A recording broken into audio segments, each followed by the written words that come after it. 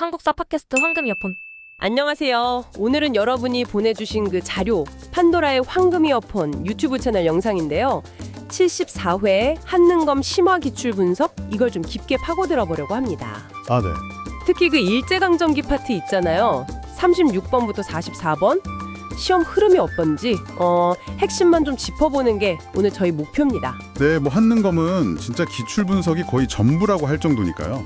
단순히 문제 답만 보는 게 아니라 역사의 어떤 부분을 좀 중요하게 보는지, 또 질문 방식은 어떻게 달라지는지 그런 경향을 잇는 게 중요하죠. 그렇죠. 오늘 이 시간이 일제강점기 공부 방향 잡는 데 좀 도움이 될 만한 그런 재미있는 패턴들 그런 걸 발견하실 수 있을 거예요. 네, 영상을 보니까요. 그 일제강점기 공부할 때 큰 뼈대 이걸 잡는 게 중요하다고 하더라고요. 네, 맞아요. 그게 바로 일제의 통치 방식 변화하고 또 거기에 맞선 우리 민족의 저항 이 두 축을 딱 잡고 가야 한다는 거죠. 정확합니다. 특히 그 1910년대, 그러니까 나라 뺏기고 바로 직후잖아요. 그 강력한 군사 통치, 무단 통치. 그때는 저항하는 모습이 크게 두 갈래로 나뉘어요. 아, 두 갈래요? 네, 하나는 그 애국개몽 운동 흐름 이어가는 뭐 교육이나 언론 활동 같은 거, 그러니까 펜으로 저항하는 방식이고요. 다른 하나는 직접적인 무장 투쟁, 총칼 들고 싸우는 거죠. 국내랑 국외에서도 또 나뉘고요. 그렇죠. 활동 모델도 국내, 국외 이렇게 나뉘고요. 일단 이 기본적인 구도를 먼저 이해해야 1920년대 이후에 좀 더 복잡해지거든요. 사회주의 사상 같은 것도 들어오고 그걸 따라갈 수 있게 되는 거죠. 그 뼈대 위에서 최근 시험 경향을 보니까 좀 흥미로운 변화가 보이더라고요. 네, 어떤 점이요? 특히 1910년대 문제에서요. 특정 단체 이름을 딱 물어보기보다는 해외에 있던 독립운동 근거지 있잖아요. 그 활동 무대 자체에 주목하는 경향이 있다고요. 아, 네네. 최근 시험에서 하와이나 멕시코 이런 내용이 나온 게 바로 그 예시라고 볼 수 있겠네요. 네, 그건 진짜 주목해야 할 변화예요. 예를 들어서 멕시코 문제에서 정답 단서가 됐던 그 에네켄 농장 이야기 있잖아요. 네네, 그거요. 그게 사실 처음 나온 게 아니거든요. 예전 시험에서도 이미 나왔던 소재예요. 이게 바로 기출 분석이 왜 중요한지를 딱 보여주는 거죠. 아, 반복되는 거군요. 네, 같은 소재인데도 질문 방식이나 강조하는 점이 달라질 수 있다는 거죠. 이런 흐름을 보면 앞으로 하와이 문제도 그냥 하와이 이게 아니라 뭐 예를 들면 게일류고 타고 갔다 하거나 사탕수수 농장에서 일했다 이런 식으로 좀 더 구체적인 활동 내용을 정답의 핵심 단서로 쓸 가능성이 있다 이렇게 예측해 볼 수 있는 거죠. 기출은 계속 변주되는 거예요. 단순히 장소뿐만 아니라 사건이나 인물을 다루는 방식도 좀 깊어지는 것 같아요. 3.1운동 문제에서는요. 그 전개 과정에서 있었던 구체적인 사건, 제암리 학살 사건 이걸 정답으로 요구했고요. 네, 그 만행 사건이죠. 그리고 또 사회주의 역사학자 백남훈의 경우에는 그 사상 내용 자체보다는 그 활동이 갖는 역사적 의미 있잖아요.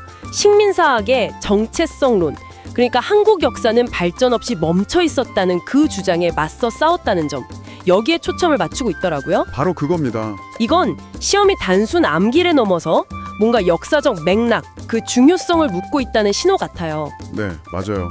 역사적 사실 자체를 아는 걸 넘어서 왜 그게 중요한가 이걸 묻는 거죠.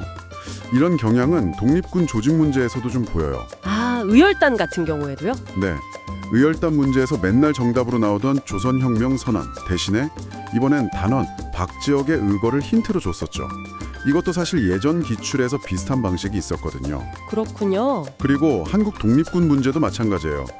예전에는 뭐 쌍성보, 대전자령 전투 승리 이런 전투 결과를 주로 물었다면 최근에는 그 조직의 성격이나 결성 과정의 특징 이걸 묻는 방식으로 바뀌고 있다는 분석이 나와요. 아, 결과보다는 과정이나 성격이요. 네, 단순히 결과가 아니라 그 과정이랑 성격을 이해하라는 요구죠.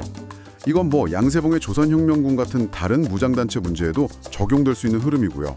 마지막으로 그 중일전쟁 발발 1937년 이후 시기인데요.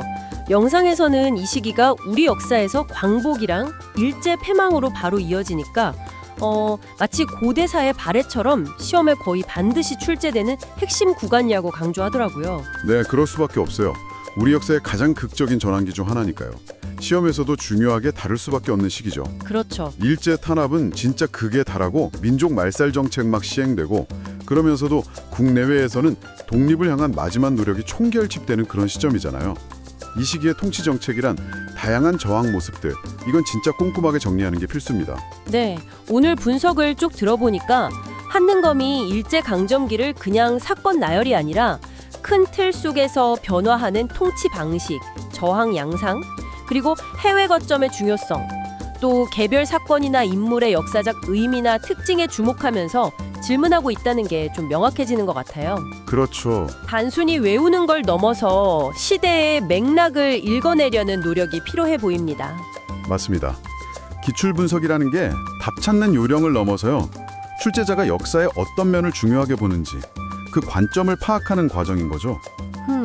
오늘 나눈 이야기들이 여러분이 일제강점기라는 복잡한 시대를 좀 더 깊이 이해하고 또 시험을 효과적으로 준비하시는데 좋은 길잡이가 되었으면 좋겠습니다. 네. 그리고 여기서 한 걸음 더 나아가서요. 오늘 살펴본 이런 경향들을 바탕으로 앞으로 시험에서는 이 시대에 어떤 숨겨진 이야기가 새롭게 나올 수 있을까? 이렇게 여러분 스스로 한번 예측해 보시는 건 어떨까요?